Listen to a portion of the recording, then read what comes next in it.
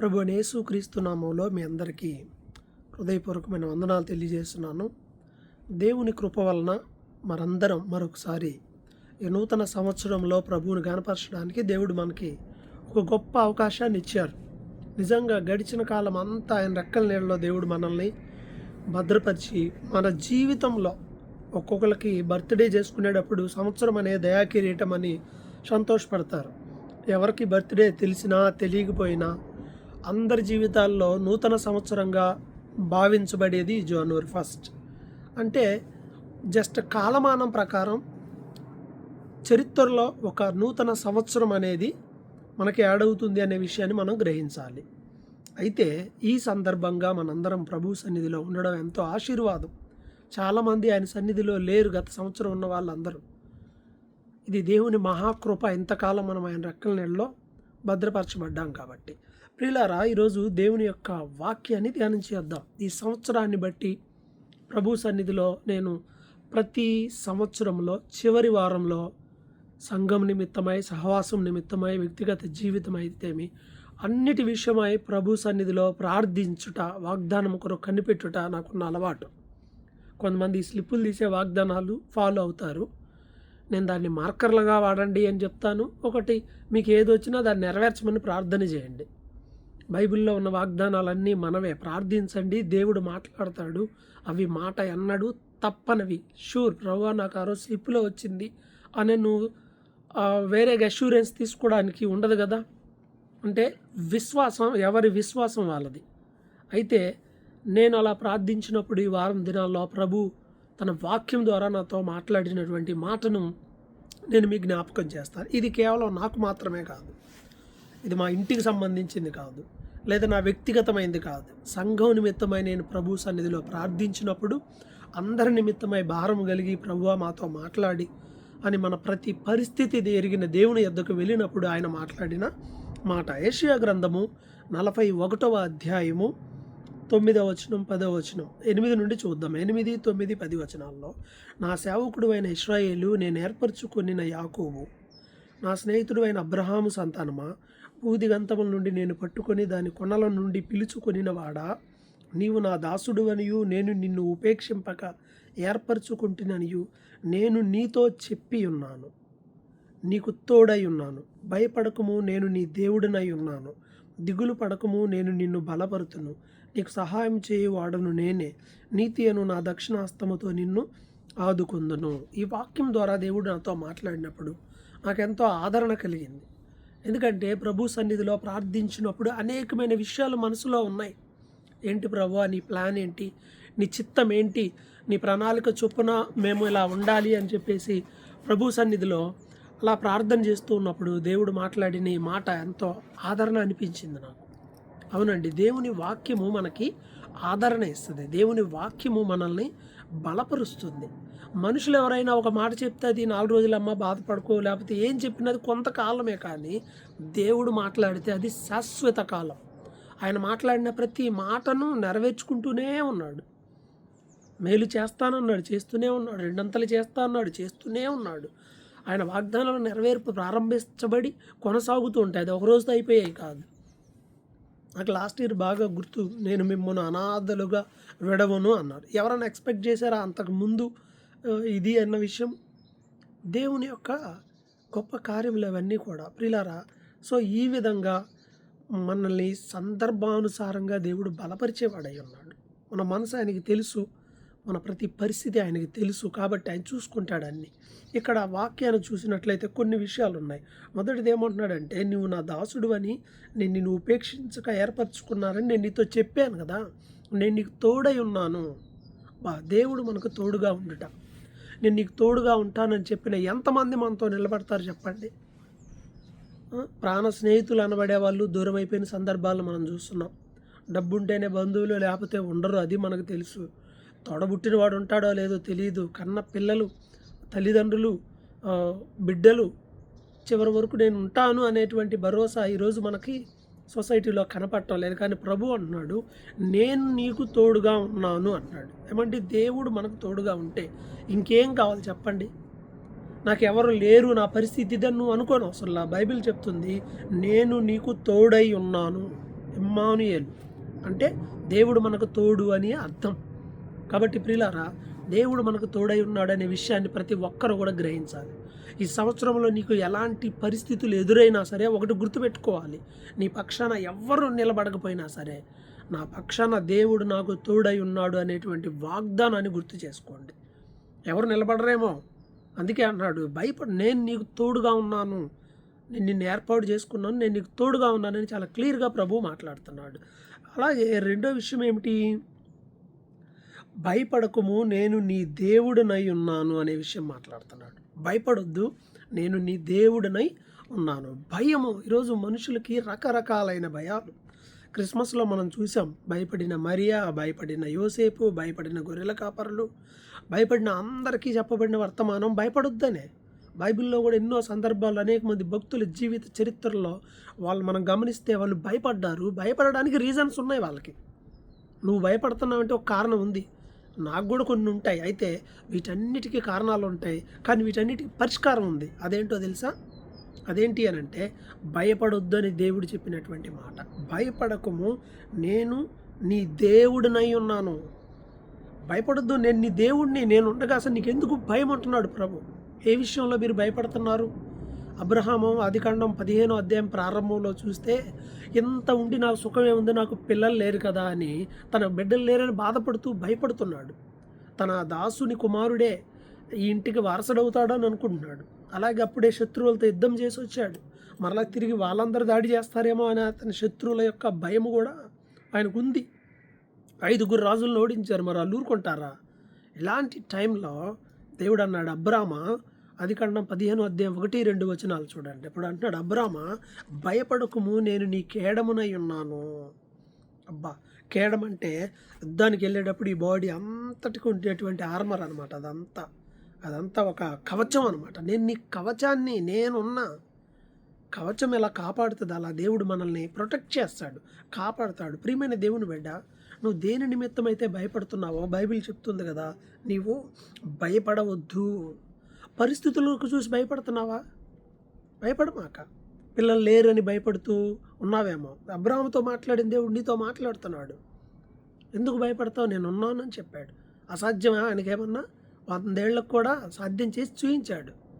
కాబట్టి భయపడొద్దు దాని గురించి. పరిస్థితులు కానీ భయపడుతున్నావా? నిర్గమకాండంలో మనం చూస్తే 14వ అధ్యాయం 13వ వచనంలో ఎర్ర సముద్రం ఎదురుంది, వెనక శత్రువులు తరుముతూ ఉన్నారు. అలాంటి టైంలో దేవుడు వారితో మాట్లాడుతున్నాడు. ఏమని మాట్లాడుతున్నాడు చూడండి. నిర్గమకాండం 14వ అధ్యాయం 13వ వచనంలో ఎర్ర సముద్రం దగ్గర దేవుడు మోషే ద్వారా మాట్లాడుతున్నాడు. భయపడొద్దు. దేనికి భయపడుతున్నారు? ఒరే, ముందుకెళ్తేనేమో సముద్రం ఉంది, ఇటు వెనక్కి వెళ్తేనేమో మనకు శత్రువులు మనల్ని చంపేసేస్తారు కదా, ఇప్పుడు ఇరుక్కుపోయి ఉన్నాం కదా అనే పరిస్థితిలో అన్నాడు. అందుకు మోషే, భయపడకుడి, యెహోవా మీకు నేడు కలగజేయ రక్షణ మీరు ఊరక నిలుచుండి చూడండి. ఈరోజు చూసిన వాళ్ళు ఇక్కడ రేపు మీరు చూడరు, ఎందుకంటే యెహోవా మీ పక్షాన్ని యుద్ధం చేస్తాడు. మీరు మౌనంగా జస్ట్ చూస్తూ ఉండండి. భయపడొద్దు. నీకు ఎదురైన పరిస్థితుల్లో నీ ముందు నీ వెనక నిన్ను భయపెట్టే విధంగా తరుముతూ ఉంటాయి, తరమబడుతూ ఉంటావు నువ్వు. అయినా సరే భయపడకుండా ధైర్యంగా దేవుని వైపు చూడాలి.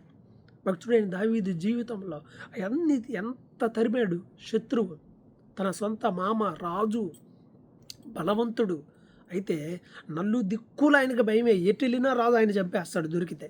ఎవరో ఒకరు సమాచారం ఇస్తున్నారు. కొండలు, గుట్టలు, లోయలు, అరణ్యం, అడ్డు, అసలు ఆయన వెళ్ళని ప్లేస్ ఏముంది? అందుకే కీర్తనకారుడు ఆయన అంటాడు కదా, నలు దిశలా నన్ను భయమావరింపగా. మనం పాట పాడతాం కదా, నేను మధ్యలో అంతగా పాడలేను, ఎందుకంటే పాడాలనున్నా మీరు బాగా పాడతారు కాబట్టి. నలు దిశల నన్ను భయమావరింప, నా పక్షమందుంటివే, నాకభయమిచ్చితివే. నాకు ఇక ఆశలు లేవనుకున్న టైంలో, నలు దిశలా నాకు భయం కలిగిన టైంలో, ఏమండి ఎవరి మాటలు మనకు భరోసా కల్పిస్తాయి చెప్పండి? నలుదిక్కుల భయం అయితే ఎటు వెళ్తామండి? తూర్పు, పడమర, ఉత్తర, దక్షిణాల్లో భయం అయితే ఎటు వెళ్ళగలం? ప్రభు అందుకే అన్నాడు, ఫియర్ నాట్, భయపడద్దు. నీ చుట్టూ పరిస్థితులు నిన్ను భయపెట్టే విధంగా ఉండొచ్చు. ముందుకు వెళ్ళలేవు, వెనక్కి వెళ్ళలేవు, ఎటు కదలలేని పరిస్థితి, స్ట్రక్ అయినట్టుగా అనిపిస్తుంది. అసలు ఏమీ లేదు, దిక్కుదోచని పరిస్థితుల్లో ఉన్నట్టు ఉంటుంది. కానీ దేవుడు అంటున్నాడు, భయపడకుండా ఉండు, నా వైపు చూడు, నేను నీకు హెల్ప్ చేస్తాను అన్నాడు. నీ పరిస్థితులు ఒకవేళ నిన్ను భయపెడుతున్నాయేమో, దేవుడు మాట్లాడుతున్నాడు, నువ్వు భయపడవద్దు, భయపడవద్దు. ఇదే మాట చాలా సందర్భాల్లో చెప్పాడు. ద్వితీయోపదేశకాండం 1వ అధ్యాయం 29లో శత్రువులను చూసి భయపడొద్దని చెప్పాడు. వీళ్ళు భయపడిపోయారు. అనాకీయులను చూసి ఇశ్రాయేలీయులు భయపడిపోయారు వేగు చూసినప్పుడు. భయపడ అవసరం లేదని చెప్పాడు. యుద్ధానికి వెళ్ళేటప్పుడు కూడా ఎన్నో ధర్మశాస్త్రంలో ఆజ్ఞలు ఉంటాయి. ద్వితీయోపదేశకాండం 3:22లో ఉంటుంది. మీరు మీ శత్రువులను చూసి వారి బలాలను చూసి భయపడొద్దు, వారి రథాలను కూడా చూసి మీరు భయపడొద్దు అని అదే ద్వితీయోపదేశకాండం 20వ అధ్యాయం 1వ వచనంలో ఉంటుంది. సిచ్యువేషన్ ఏదైనా సరే ముందు వెనక లేదా నీ చుట్టుపక్కల జరుగుతున్న వేటిని బట్టి నువ్వు భయపడాల్సిన అవసరమే లేదు. దేని గురించి నువ్వు భయపడొద్దు. పరిస్థితులు ఏవైనా సరే, ఏమండి ఇలా ఉందండి పరిస్థితిని దేవునికి తెలియదా? భయపడకుము అంటున్నాడు. అందుకే భయపడొద్దు, నేను నీకు తోడుగా ఉన్నాను. ప్రభు మన పక్కన ఉంటే ఎవడన్నా భయపడతాడా? దేవుడు పక్కన ఉంటే భయపడతాడా? ఆయన మన పక్కన ఉండా కూడా మనం భయపడితే ప్రయోజనం ఏమని చెప్పండి? భయపడవద్దు. చాలా సందర్భాలు ఉన్నాయి పాత నిబంధనలో భక్తులందరి జీవితాల్లో. నేను చెప్పలేను, ఎందుకంటే ఇంచుమించుగా ఇదే అర్థంతో 366 సందర్భాలు ఉన్నాయి బైబిల్లో భయం గురించి. భయపడొద్దని ప్రభు చెప్పింది. ఈరోజు దేవుడు మాట్లాడుతున్నాడు, నీతోనే దేవుడు మాట్లాడుతున్నాడు. నువ్వు భయంలో ఉన్నావు, ఏ భయంలో ఉన్నావో ఆ భయం నుంచి బయటికి రా. నా ప్రభు అయిన యేసు నీకు ఆజ్ఞాపిస్తూ ఉన్నాడు. అమ్మా, నేను నీకు తోడుగా ఉన్నాను. సహోదరుడా, నేను నీకు తోడుగా ఉన్నాను. నువ్వు భయపడకని చెప్తున్నాడు. దేని గురించి భయపడుతున్నావు నాకు తెలియదు. నాకు చాలా ఉండేవి, కానీ దేవుని ఎద్దుకు వెళ్ళినప్పుడు ఆయన వాక్యము మనల్ని బలపరుస్తుంది. ప్రభు నాకు తోడుగా ఉన్నాడు అని ఆయన నాకు చెప్పినప్పుడు నేను ఎందుకు భయపడాలి? మనుషులకు నేను ఎందుకు భయపడాలి? పరిస్థితులకు నేను ఎందుకు భయపడాలి? ఎందుకంటే ఆయన మొత్తం మార్చగలిగినటువంటి దేవుడు అని నమ్మితే, ఆయన మనతో ఉన్నాడని మనం గ్రహిస్తే మనం భయపడాల్సిన అవసరమే లేదు. ప్రాణం పోతుందని భయమా? అపోస్తుల కార్యముల్లో 27వ అధ్యాయం 23వ వచనంలో సముద్రంలో ఓడ మునిగిపోద్దేమోనని చెప్పి అందరూ భయపడుతున్నప్పుడు దేవదూత పౌలు దగ్గరకు వచ్చి చెప్పాడు, పౌలా, నువ్వు భయపడొద్దు, నువ్వు కైసరు ఎదుట నిలబడి చెప్పాలి సాక్ష్యం. ప్రాణం పోద్దని భయం కొంతమందికి. ఏమంటే ఆయన అనుమతి లేకుండా మన తల వెంట్రుకల్లో ఒక్కటి కూడా రాలదు అని చెప్తుంది. ఒక్కటి కూడా రాలదు, ఒక్కటి ఆయన పర్మిషన్ లేకుండా. ఎన్ని ఊడిపోతున్నాయి అంటే ఆయన ఎలో చేశాడని అర్థం. ఊడిపోయే వాటి కోసం నువ్వు ఎంత ప్రయత్నించినా ప్రయోజనం ఏం లేదు, ఎందుకంటే మనం ఒలిపించుకోలేం కదా, అలా కదా. దేవుని యొక్క ప్లాన్ ఉంది, దాన్ని మనం గ్రహించాలి. భయపడొద్దు, దేవుడు తోడుగా ఉన్నాడు నీకు. నువ్వు భయపడ మాకు. సిచ్యువేషన్ బట్టి, పరిస్థితులను బట్టి, నీ ముందు వెనక నీ చుట్టూ జరుగుతున్న వాటిని బట్టి ఏదైనా భయపడకుండా ధైర్యంగా, ప్రభువా నువ్వు నాకు తోడుగా ఉన్నావు అని ఈ వాగ్దానాన్ని ఎత్తిపట్టి ప్రార్థన చేయి. నీకు భయము కలిగిన ప్రతిసారి దేవుడు నిన్ను బలపరుస్తాడు. భయపడకు, నేను నీకు తోడుగా ఉన్నాను అంటున్నాడు. తర్వాత రెండో మాట ఏంటి? యెషయా గ్రంథం 41వ అధ్యాయము 10వ వచనంలోనికి వెళ్దాం. అది మన మూల వాక్యము, అది మన వాగ్దానము. ఈ సంవత్సరంలో దేవుడు మన పట్ల చేయబోతున్నటువంటి ఆశ్చర్యమైన కార్యాలకు ఇది నిదర్శనం. మనుషున్నా లేకపోయినా ఆయన మాటలు ఉంటాయి. రెండో మాట ఏంటంటే, దిగులు పడకుము, నేను నిన్ను బలపరుతును. దిగులు పడుతున్నారా? దేని గురించి అన్న దిగులా? దేని గురించి అంటే దిగులు? కొంతమంది దిగులు రకరకాల కారణాలు ఉంటాయి మనుషులు దిగులు పడటానికి. అయితే ప్రభువు చెప్తున్నాడు కదా, నువ్వు దిగులు పడొద్దు, నేను నిన్ను బలపరుస్తాను. బలం పోయినప్పుడే కదా దిగులు పడేది. వయసు అయిపోతుందని దిగులు పడుతున్నావా? డబ్బులు అయిపోతున్నాయని దిగులు పడుతున్నావా? డబ్బులు లేవని దిగులు పడుతున్నావా? లేకపోతే సిచ్యువేషన్స్ ఏదైనా దేనిని బట్టి నువ్వు దిగులు పడినా సరే, దేవుడు అంటున్నాడు, నువ్వు దిగులు పడవద్దు, నేను నిన్ను బలపరుస్తా. ఏమి లేదని అనుకుంటున్నావేమో, నేను నిన్ను బలపరుస్తా, నేను నీకు హెల్ప్ చేస్తానని దేవుడు క్లియర్గా మాట్లాడుతున్నాడు. కాబట్టి ప్రియమైన వాళ్ళారా, యెహోషువ దిగులు పడ్డాడు. మోషే చనిపోయాడు, ఇప్పుడు ఇశ్రాయేలు అందరిని కనానుకు తీసుకెళ్ళాలి, నా వల్ల ఎలా అవుతుంది అని నెక్స్ట్ సిచ్యువేషన్ గురించి అతడు దిగులు పడ్డాడు. యెహోషువ గ్రంథం 1వ అధ్యాయం 9వ వచనం చూడండి. అప్పుడు ప్రభు అంటున్నాడు, యెహోషువ నువ్వు జడియొద్దు, దిగులు పడవద్దు, ధైర్యంగా ముందుకెళ్ళు, నేను నీకు తోడుగా ఉన్నాను. అవును, ఈ మాటలన్నీ వింటుంటే నాకు అనిల్ కుమార్ గారి పాట గుర్తొస్తూ ఉంటుంది. నిబ్బరం కలిగి ధైర్యంగా ఉండు, చెడియొద్దు, భయపడొద్దు. వండర్ఫుల్ సాంగ్ అది, అంత వాక్యము. కాబట్టి ప్రియులారా, ఎందుకు దిగులు? యేసుని నమ్ముకున్నావు కదా, పాట పాడుతున్నాగా, భయం లేదుగా, దిగులు లేదుగా, యేసుని నమ్మిన వారికి. నువ్వు నమ్మితే ఎందుకు దిగులు చెప్పండి? ఏం దిగులు ఉంది నీకు? మీకేమయ్యా, నువ్వు శుభ్రంగా వెళ్ళాడా ఉన్నావు, నీకేం తెలుసు మా దిగులు అంటావా? నా దిగులు నేను ఎవరికి చెప్పుకోవాలి చెప్పండి? అందరికీ ఉంటాయి, దిగులు ఉంటాయి, భయాలు ఉంటాయి, బాధలు ఉంటాయి, అందరికి అన్నీ ఉంటాయి, రకరకాల దిగుళ్ళు ఉంటాయి.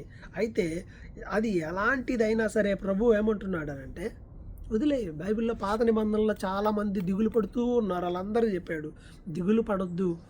ఇంకో మాట ఉంటుంది, ఇదే యెషయా గ్రంథంలో 8వ అధ్యాయం 13వ వచనంలో, దిగులు పడేవాడు ఆయన కోసమే దిగులు పడాలని. ఎవరి కోసం దిగులు పడుతున్నావు? లోకంలో వాటి కోసం, లోక సంబంధమైన వాటి కోసం దిగులు పడకు.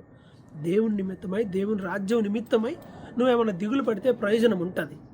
ఆయన కోసమే దిగులు ఎవరికి చెప్పండి? ఆయన రాజ్యం గురించి దిగులు పడుతున్నావా? అది ఇంపార్టెంట్. అది ఉంటే ఓకే. మిగతా దిగుళ్ళు ఏమైనా ఉంటే నీలో అన్నిటిని తొలగించేసే, దిగుళ్ళన్నీ తొలగించే. దేని నిమిత్తమైనా సరే, అప్పులు దిగులే, అనారోగ్యం దిగులే, ఇంకా రకరకాల పరిస్థితులు మనుషులు దిగులు పరిచే ఉంటాయి. వాటన్నిటి నుండి యేసు ప్రభు విడిపించడానికి సిద్ధంగా ఉన్నాడు. ఈరోజు నువ్వు నమ్మి ఈయన వాగ్దానాన్ని, ఏమైపోతుందో ఆరోగ్యం, ఎక్కడ బాదు, పరిస్థితులు ఏమైపోతాయో, ఇది అవుద్దో అదవుద్దో, పిల్ల పరిస్థితి ఏంటో, అమ్మాయి పరిస్థితి ఏంటో, అబ్బాయి పరిస్థితి ఏంటో, ఇవే కదా లోకంలో మనకి. ఇవన్నీ పక్కన పెట్టేసేయండి. ఆయన రాజ్యమును, ఆయన నీతిని వెతకండి. దేవుడు మనకు అన్నీ ఇస్తాడు. అసలు దిగులే పడొద్దు, ఆయన నిమిత్తమే ఉండాలి. విషయం ఏంటంటే యెషయా గ్రంథం 51వ అధ్యాయంలో ఇంకో చోట దిగులు గురించి మాట్లాడతాడు. ఇంకొంతమంది ఊరికనే దిగులు పడుతూ ఉంటారు. ఇక్కడ కూడా 51వ అధ్యాయం 7వ వచనంలో చూస్తే, నేను అది చదవాలని అనుకుంటున్నాను. సహజంగా మనుషులకు వచ్చే ఫీలింగ్ అనమాట ఇది. ఏంటిది? యెషయా గ్రంథంలో 51వ అధ్యాయము చూసినట్లయితే దిగులు పడిన సందర్భం 7వ వచనం, నా రక్షణ నీతిని అనుసరించు వారలారా నా మాట వినుడి, నా బోధన హృదయమందుంచుకున్న వారలారా జనులారా ఆలకించుడి. మనుషులు పెట్టు నిందకు భయపడుకుడి, వారి దూషణ మాటలకు దిగులు పడక. రెండు ఉన్నాయి ఇక్కడ, భయము దిగులు. మనుషులు పెట్టే నిందలు, వాటికి భయపడొద్దు. నిందలు, యేసుప్రభుని ఎంత నిందించారమ్మా, యేసుప్రభుని ఎంత నిందించారయ్యా. మరి ఆయన ఎంత దిగులు పడాలి, ఎంత భయపడాలి. తాగుబోతున్నారు, తిండిపోతున్నారు, దెయ్యం పట్టినవాడు అన్నాడు, గారడీవాడన్నారు, రకరకాల మాటలు అన్నారు ఆయన్ని. ప్రభు ఎక్కడ రెస్పాండ్ అవ్వాలి? ఆయన పని ఆయన చేసుకెళ్ళాడు. పని చేసుకునేవాడికి ఇవన్నీ ఉండవు. ముందుకెళ్ళేవాడికి ఏం పని లేకపోతే నీ చుట్టూ వాళ్ళు ఏమంటున్నారు, వీళ్ళు ఏమంటున్నారు, నన్ను అన్నారు, ఇంకా అంటారు కూడా భవిష్యత్తులో కూడా. ఫస్ట్లో బాధేస్తా, తర్వాత అలవాటు అయిపోయి వదిలేసేసుకుంటాం. మన పని మనదే, వాళ్ళ పని వాళ్ళదే. వాళ్ళ పని ఏంటంటే అందరిని అంటే అనే వాళ్ళందరూ వెనకే ఉంటారు, మనం ముందుకు వెళ్ళిపోతూ ఉండాలి. అందుకే మనుషులు పెట్టే నిందకు భయపడొద్దు, వాళ్ళ దూషణ మాటలకు దిగులు పడొద్దు. ఎవరైనా దూషిస్తే మనం ఏం చేస్తాం? దిగులు పడతాం లేదా? చాలా దిగులు పడతారు. అవన్నీ ఈ 2 చెవులు ఇచ్చాడుగా దేవుడు, ఇటు వదిలేయాలి. అలాంటి వాటన్నిటిని దేవుడు కార్యం జరిగిస్తాడు ఒక రోజున. భయము, దూషణ మాటలు, ఈరోజు సేవకులని కూడా లేదు, ఇష్టం వచ్చినట్టు మాట్లాడుతూ ఉన్నారు. మంచి చెడు ఆలోచన చేయరు. అరే ఈ అమ్మాయి ఇలాంటిదా, అబ్బాయి అలాంటివాడా, లేదు ఇలా అనొచ్చా, ఇలా అనకూడదు, ఏం లేదు. మనుషులకు నోట్లో నాలుకే కదా, ఇష్టం వచ్చినట్టు మాట్లాడుతూ ఉంటారు. దూషించనివ్వండి, నిందించనివ్వండి. అందుకే దేవుడు అంటున్నాడు, వారి మాటలకు, నిందలకు మీరు భయపడవద్దు, దిగులు పడవద్దు. అంటే ఈ రాబోతున్నాయేమో ఒకవేళ నీ జీవితంలో, లేదా ఒకవేళ ఉన్నాయేమో నీ జీవితంలో. అందుకే దేవుడు మాట్లాడుతున్నాడు, భయపడొద్దు, అలాగే దిగులు పడొద్దు అని చెప్పేసి కూడా చెప్తా ఉన్నాడు. అసలు కొత్త నిబంధనలు ఎవరైనా దిగులు పడ్డోళ్ళు ఉన్నారేమో, అసలు దిగులు ఏమైనా ఉందేమో చూద్దాం. నేను కొత్త నిబంధన మొత్తం వెతికితే ఒక్క చోట దిగులు అనే మాట కనపడింది కొత్త నిబంధనలో. అది కూడా లూకాసు వార్త 24వ అధ్యాయము 37వ వచనం. దిగులు పడుతున్నారు ఎవరు? శిష్యులు దిగులు పడుతున్నారు. ఎవరి గురించో తెలుసా? యేసు ప్రభు గురించి దిగులు పడుతున్నారు. చనిపోయి తిరిగి లేచిన తర్వాత ప్రభు వాళ్ళతో నడుస్తున్నాడు. చూడండి, ఆ మాట చూద్దాం. లూకాసు వార్త 24వ అధ్యాయము 37వ వచనాన్ని మనం గమనించినట్లయితే, ప్రభు వాళ్ళతో నడుస్తూ ఉన్నాడు. వాళ్ళతో నడుస్తూ సడన్గా వారి మధ్యలో నిలబడి మీకు సమాధానం అవునుగాక అని చెప్పాడు. అయితే వారు 37వ వచనం, దిగులు పడి భయక్రాంతులై భూతము తమకు కనపడిన తలంచుకొనిరి. ఏదో ఆత్మ కనపడిందిరా అని భయము, మళ్ళీ దిగులు. ఎవరి గురించి దిగులు? యేసు ప్రభు చనిపోయాడని చెప్పేసి వీళ్ళు దిగులు పడుతున్నారు. పునరుత్థానుడు, దేవుడు సర్వశక్తి గలవాడు, ఆయన గురించి దిగులు. క్రొత్త నిబంధనలు ఎక్కడ దిగులు లేవు, చింతలు ఉన్నాయి. మీ చింత యావత్తు ఆయన మీద వేయమని చెప్పాడు. అందుకే ఒకవేళ చింత అండి, దిగులు కాదు. చింత అంటే 2 ఇంచుమించుగా అవే. నీ చింత యావత్తు ఆయన మీద వేయమ్మా, ఆయన మీద వెయ్యయ్యా, ఆయన చూసుకుంటాడు. అందుకే ఏమంటున్నాడు, దిగులు పడవద్దు, నేను నిన్ను బలపరుస్తాను అంటున్నాడు. నీ దగ్గర స్ట్రెంత్ లేదు, నీ చేత కాదు అని దిగులు పడుతున్నావా? నేను చేయలేనండి అంటే, నువ్వు చేయలేవు, నేను చేయలేను. ఆయన చేస్తాడు. ఆయన నిన్ను బలపరుస్తాను అంటున్నాడు. ఆయన బలపరుస్తానంటే బలపరుస్తాడు. ఆయన చెప్పిన మాటలు లోక సంబంధంగా ఉండవు.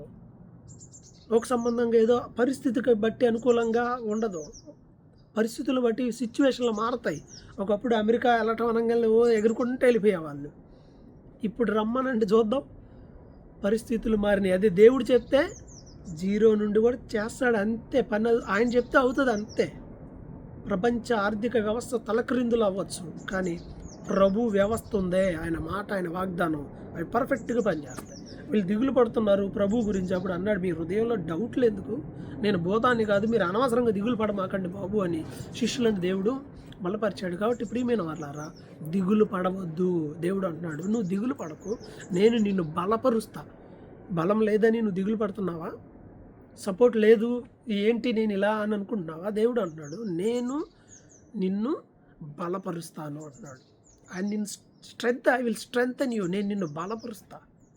బలం లేని వాళ్ళకి, దిగులు పడుతున్న వాళ్ళకి దేవుని మాట, నేను నిన్ను బలపరుస్తాను. నీ ఇంట్లో జరిగిన పరిస్థితిని బట్టి దిగులు పడుతున్నావా?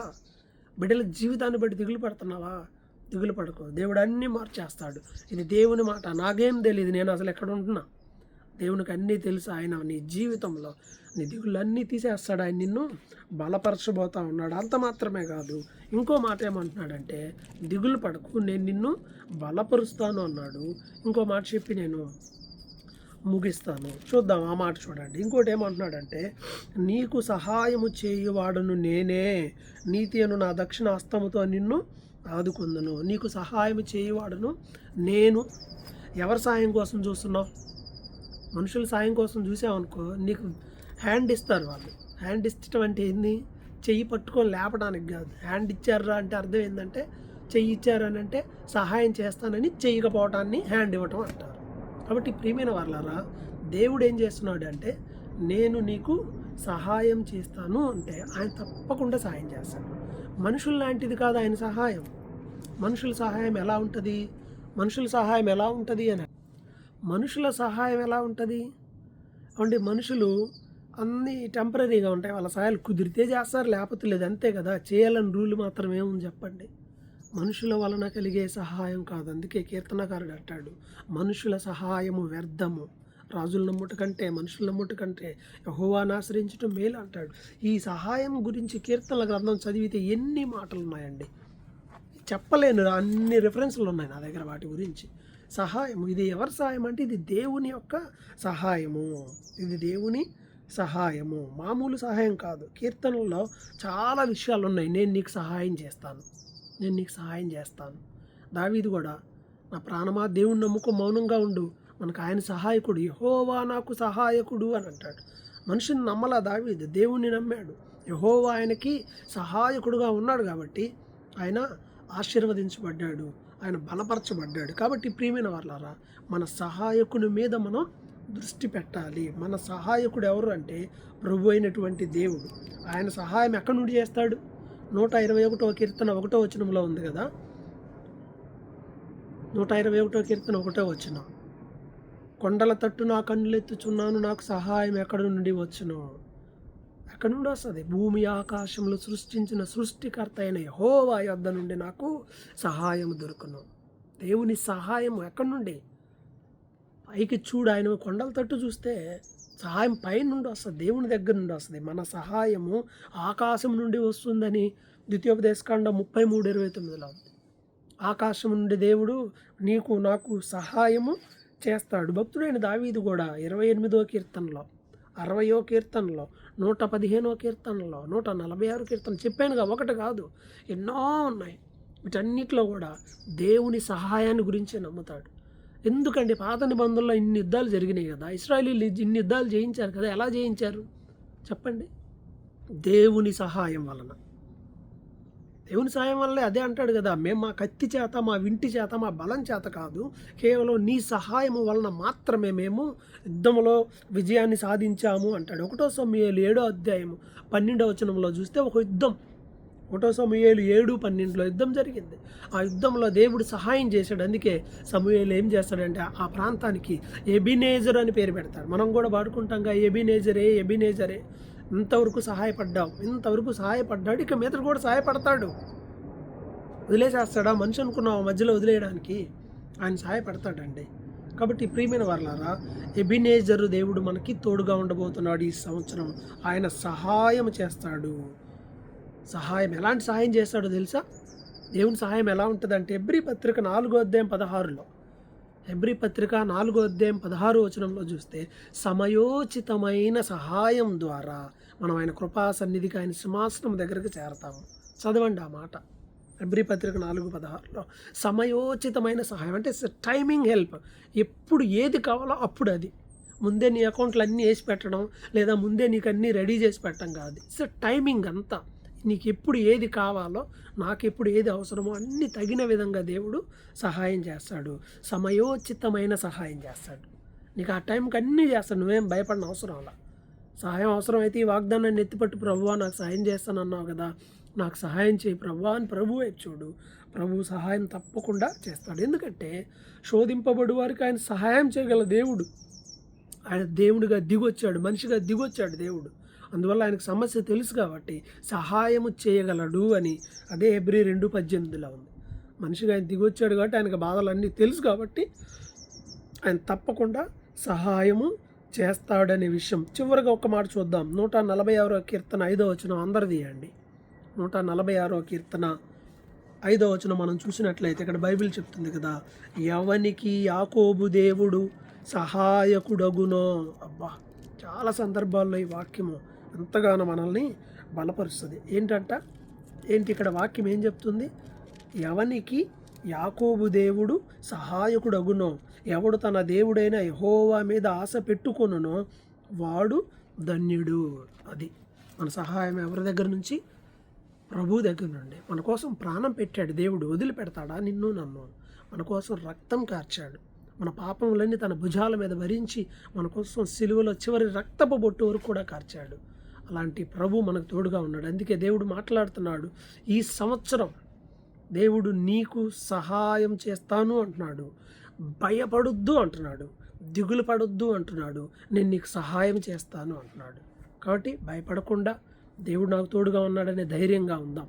దిగులు వదిలిపెడదాం, ఆయన మనల్ని బలపరుస్తాడని నమ్ముదాం. అలాగే నేను నీకు తోడుగా ఉంటాను అన్నాడు. తన దక్షిణ హస్తముతో, బలమైన ఆయన హస్తముతో మనల్ని ఆదుకుంటాడు. కాబట్టి ఆ బలమైన దేవుని వాగ్దానములు నీ జీవితంలో, నా జీవితంలో, మనందరి జీవితంలో నెరవేర్చబడాలి. ఎన్నో భయాలు, ఎన్నో బాధలు, ఎన్నో ఇష్యూస్ నాకు ఉంటాయి. నేను వాటన్నిటిని ప్రభు దగ్గర తీసుకెళ్ళాను. ఈ వాక్యం ద్వారా నాతో మాట్లాడగానే ఆ మాట నాకు దేవుడు అలా దర్శనంలో ఇవ్వగానే ఎంత సంతోషం అనిపించిందో.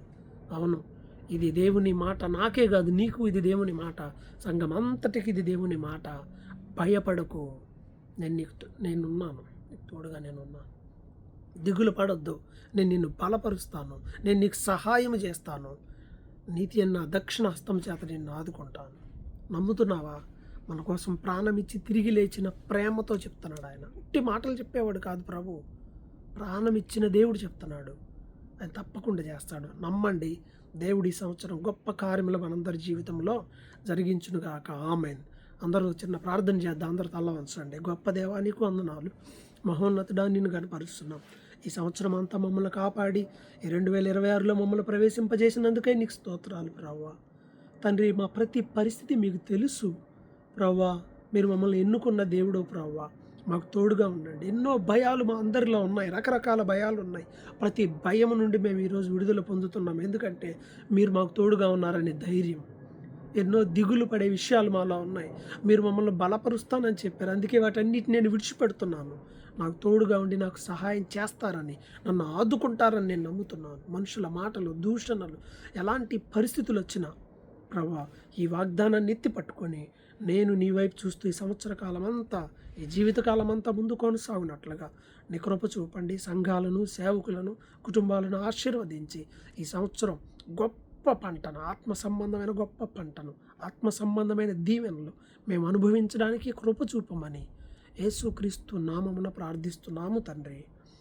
ఆమెన్. తండ్రి అయిన దేవుని ప్రేమ, కుమారుడైన యేసుక్రీస్తు వారి కృప, పరిశుద్ధాత్మని అన్యోన్య సహవాసం సదా మీ అందరికి తోడైండి నడిపించునుగాక. ఆమెన్. మరొకసారి మీ అందరికీ నూతన సంవత్సర శుభాకాంక్షలు. దేవుడు మీ కుటుంబాలను, మన సంఘాలను, సహవాసమును ఆశీర్వదించునుగాక. ఆమెన్. ఈ వాగ్దానాలను నమ్మండి. ఈ వాగ్దానాన్ని మీరు చక్కగా దీన్ని ఒక A4 షీట్లో ప్రింట్ చేసుకొని మీ ఇంట్లో పెట్టుకోండి. మీ ప్రార్థనలో, మందిరంలో కూడా ఇది ప్రింట్ చేసి పెట్టండి. ఈ వాగ్దానం ఎత్తిపట్టి ప్రార్థించండి. ప్రభు తప్పకుండా మనకి సహాయం చేస్తాడు. ప్రభు మనల్ని ఆశీర్వదించునుగాక. ఆమెన్.